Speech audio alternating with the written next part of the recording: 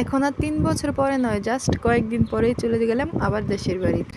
বাড়িটাও যেহেতু কাছে তাই কয়েকদিন পরে পরেই যাওয়া হচ্ছে। হ্যালো, আসসালামু আলাইকুম বন্ধুরা, তোমরা সবাই কেমন আছো? আমি আলহামদুলিল্লাহ ভালো আছি। অনেক দিন পরে একটা ব্লগ নিয়ে চলে আসলাম তোমাদের কাছে।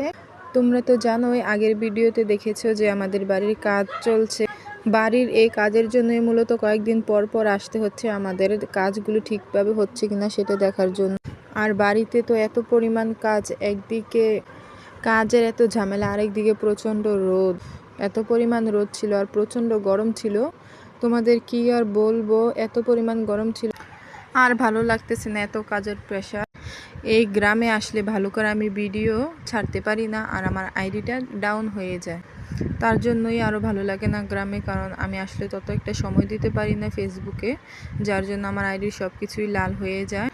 তারপরও চেষ্টা করি যতটুকু সম্ভব তোমাদের পাশে থাকি। আর এত পরিমাণ রোদের মধ্যে আমারও আর ভালো লাগছিল না, তাই যেটাই পারি তোমাদেরকে দেখার সুযোগ করে দেই, কারণ আমি গ্রামে আসলে তত একটা ভিডিও খুঁজে পাই না। কাজে ব্যস্ততার জন্যই বিশেষ করে সুযোগ পাই না। আর দেখো, ছোটোবেলায় তো আমরা সবাই এগুলো খেলেছি।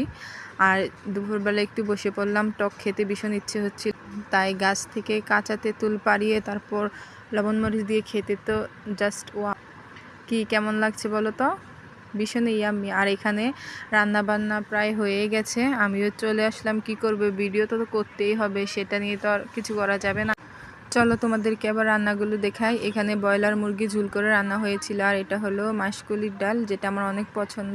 আমার রান্নার ভিডিও দেখে ওরা হাসাহাসি করছিল, ওরা আর কি বুঝবে, আমরা যারা কন্টেন্ট ক্রিয়েটর তারাই তো বুঝি না।